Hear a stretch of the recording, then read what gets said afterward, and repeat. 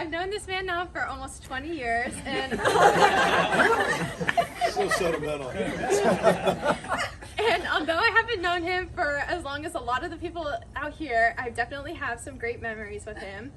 Amongst others, I have 3 favorites that I decided to share with you guys tonight. The first was when I was about 4 years old, and my dad, Zach, and I were doing one of our favorite activities, which is fishing. I was still learning while using my Barbie fishing rod and was prepping to cast out my line. Now, my dad and I had been talking a lot about my technique and form while fishing because I was still having some trouble grasping the whole concept at this point in my life. I swung my rod back and was so confident in this cast, but all of a sudden, I hear a yell. I turn to the side and see that my hook is currently embedded in my dad's shirt. I'm stunned and literally don't know what to do. After Zach unhooks Dad, he sets down my rod, tells me to sit on the rock nearby, and I was not allowed to fish anymore.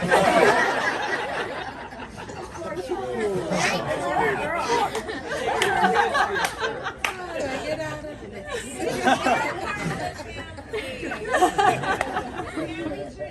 Yeah. Right, for the second story, actually ties in with one of Zach's that he just told. Because are you really siblings if you don't have like exactly the same experiences in childhood? I was around 10 years old, and one night when I was at home with my parents, I had gotten into trouble with my dad. Don't remember why, but he was upset with me. He had then asked me which of my Lego friends were my favorite. There's a theme here. There's a theme. Don't tell Dad who's your favorite picture. Don't lie! Don't lie! Don't worry, Megan, my story about my favorite thing's next. Now, What's Jen's gonna be? Your favorite toy. Oh boy. now me, being the genius I am, remembered what happened to Zach all that time ago. So when he asked that question, I made the wise decision to give him my least favorite Lego friend. Smart. I watched as she was thrown into the trash can. I did not even feel one bit of empathy for that toy. I mean, let's face it, she was ugly anyway. My last story is actually one of my favorite memories I've ever had with my dad. I was 9 years old and we were entered in a father-daughter contest at my elementary school for Girl Scouts.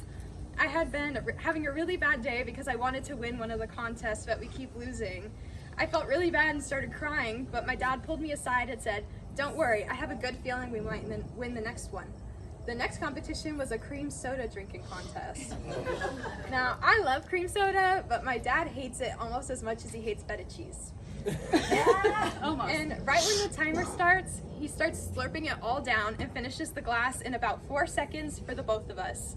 We were presented with our first place ribbons, and it made me so happy. It made me so happy that he sacrificed his taste buds just to make me over. If